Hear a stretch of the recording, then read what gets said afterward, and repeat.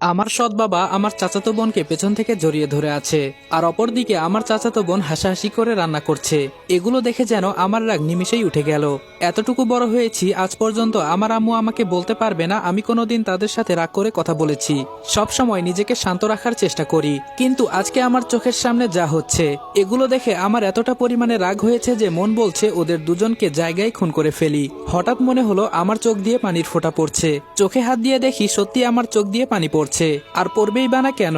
ভালোবাসার মানুষের সাথে কেউ এসব নোংরামি করলে তখন কি আর নিজেকে ঠিক রাখা যায়? আমার এই চাচাতো বোন, ওর নাম মায়া। দেখতে শুনতে একদম পরীর মতো। যে কোনো মানুষ ওকে একবার দেখলে ওর প্রেমে পড়তে বাধ্য। আমি ওকে এই পর্যন্ত 3বার প্রপোজ করেছি, এর বিনিময়ে শুধু থাপ্পড় খেয়েছি। যখনই বলি আমি তোকে ভালোবাসি, অনেক অনেক ভালোবাসি, যা বলার বাহিরে, তখন বলে দেখ তুই আমার চাচাতো ভাই, এর বেশি কিছুই না। আর এটা মাথায় রাখিস আমি তোর থেকে 2 বছরের সিনিয়র। শেষবার যখন বলেছিলাম ভালোবাসার কথা তখন উত্তরে আমাকে বলেছিল আর কোনোদিন যদি এসব কথা বলিস আমি চাচির কাছে বিচার দিব। আরো নানাভাবে বকা দিয়েছিল। এরপর থেকে আমি ওর পিছু আর নেই না। দূর থেকেই ভালোবাসা সুন্দর। যদি আমার কপালে লেখা থাকে তাহলে একদিন অবশ্যই এই মায়া আমার বউ হবে। এই আশায় দিন যাচ্ছিল আমার, কিন্তু আজকে ভেতরে যা দেখেছি মনটা চাইছে ওদের টুকরো টুকরো করে কেটে ফেলি। আমার সৎ বাবা মায়ের সাথে এখন কি বলবো, বলার মতো ভাষা খুঁজে পাচ্ছি না। এসব দেখতে পারবো না বলে রুমে চলে গেলাম। ওয়াশরুম থেকে চোখে মুখে কিছুটা পানি দিয়ে বিছানার উপর গিয়ে বসলাম। জোরে একটা চিৎকার দিয়ে আম্মুকে ডাক দিলাম। আম্মু তাড়াতাড়ি ভেতরে এসে বলল কি হয়েছে বাবা, তুই হঠাৎ এভাবে জোরে চিৎকার দিলি কেন? আম্মুর পেছনে পেছনে আমার চাচাতো বোন আর আমার সৎ বাবাও চলে আসলো। তবে মায়া কাপড় ঠিক করতে করতে ভেতরে ঢুকছে, যা দেখে আমার রাগ আরো দ্বিগুণ হয়ে গেল। আমি এবার জোরে চিৎকার দিয়ে বললাম 10 মিনিট হলো আমি বসে আছি, কিন্তু আমার কফি এখনো আসে নাই। তোমরা সবাই কি করছিলে? আমি কি ঘুম থেকে উঠে এখানে সারাদিন বসে থাকবো নাকি? আম্মু আমার কাছে এগিয়ে এসে বলল বাবা তোর হঠাৎ কি হয়েছে? আমি সাথে সাথে আম্মুর হাত সরিয়ে বললাম তুমি ছোবে না আমাকে। আজকে সকালে রান্না করতে কে গিয়েছিল? মায়া ভয়ে ভয়ে বলল আমি। এবার আমি মায়ের দিকে চোখ গরম করে বললাম আমি কি এই বাড়ির কাজের ছেলে? আমাকে তোর কি মনে হয়? আর সকালে তুই রান্না করছিলি ভালো কথা, কিন্তু বলতে গিয়েও থেমে গেলাম।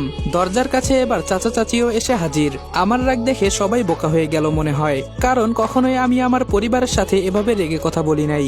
আমার সৎ বাবা এক কোনায় চুপটি করে দাঁড়িয়ে আছে, মনটা চাইতেছে একে ধরে চিবিয়ে খেয়ে ফেলি।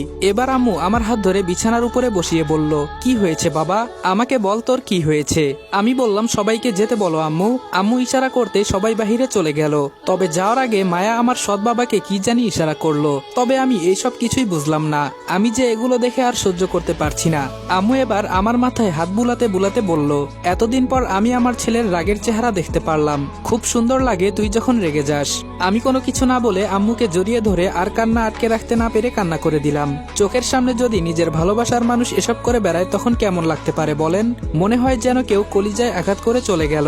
আম্মু এবার হাত দিয়ে আমার মাথার চুল ধরে বলল কি হয়েছে বাবা তোর, হঠাৎ করে এমন করছিস কেন? আমাকে বল কি হয়েছে? কান্না করতে করতে বললাম সব শেষ হয়ে গেছে আম্মু, আমার সব শেষ হয়ে গেছে। আম্মু বলল আরে কি হয়েছে বলবি তো? আমি বললাম কিছু না আম্মু, তবে আজকে আমার আব্বার কথা খুব মনে পড়ছে। যদি আমার বাবা আজকে বেঁচে থাকতো তাহলে এসব কখনো হতো না। আম্মু বলল হঠাৎ বাবার কথা মনে পড়লো যে? আমি বললাম তুমি বুঝবে না আম্মু। চোখের পানি মুছে আম্মুর কোলের উপর শুয়ে বললাম যদি ওরা নেগেটিভ কিছু করে তাহলে আমি ওদের ছাড়বো না, দেখে নিও তুমি। আম্মু বলল আরে কি হয়েছে বলবি তো? সেই কখন থেকে উল্টাপাল্টা কি সব বলে যাচ্ছিস। রনি তোর কফি। সামনে তাকিয়ে দেখি মায়া কফি হাতে আমার রুমে হাজির হয়েছে। আম্মু মায়ের হাত থেকে কফির মগটা নিয়ে বলল আমার ছেলের কথায় রাগ করলি নাকি মা? মায়া হাসি দিয়ে আমার পাশে বসে আমার গাল টেনে বলল আমি তো আজকে অনেক খুশি হয়েছি। আমার ছোট ভাইয়ের রাগী চেহারাটা দেখতে পেলাম অনেকদিন পর। আম্মুর দিকে তাকিয়ে বললাম আম্মু এই মেয়েকে এখান থেকে যেতে বলো। আমার মন মানসিকতা এমনি আজকে ভালো নাই, না হলে আমি যা ইচ্ছা তাই করে ফেলবো। মায়া মুখ বাঁকিয়ে বলল দেখো চাচি আম্মা তোমার ছেলে এসব কি বলে। আচ্ছা রনি তুই কি আজকে সকালে গাঁজা খেয়েছিস? আমি আম্মু বলে চিৎকার করে উঠলাম। আমার ধমক শুনে মায়া উঠে চলে যাচ্ছে আর আস্তে করে বলল হঠাৎ এই ছেলের কি হয়েছে যে সব সময় আমার পেছনে পড়ে থাকে আর আজকে? মনে মনে বললাম এটাই কি সেই মায়া যাকে দেখলে আমার বুকের মাঝে ঝড় বয়ে যেত? এটাই কি সেই মায়া যার কথা আমি হাজারবার চিন্তা করে সময় কাটিয়ে দিতাম? আসলে মানুষ ঠিক কথাই বলে, উপরে ফিটফাট ভেতরে সদরঘাট। এই কথার আর কাজের আজকে মিল পেলাম। কিন্তু আমার সৎ বাবা আর মায়া কি করতে চাইছে আমাকে সব জানতে হবে। শুধু জানতে নয়, আমাকে এই রহস্যময় কাহিনী খুঁজে বের করতে হবে কোনো কিছু হওয়ার আগে। হঠাৎ একটা জিনিস চোখে ভেসে উঠল, মায়ার পেটটা কেমন জানি বড় বড় দেখাচ্ছে। কোনোভাবে ও তো আবার ধুর, আমি এসব উল্টাপাল্টা কি চিন্তা করছি। হয়তো তারা প্রেমে লিপ্ত, কিন্তু এসবে নয়, তবে সকালে যা দেখলাম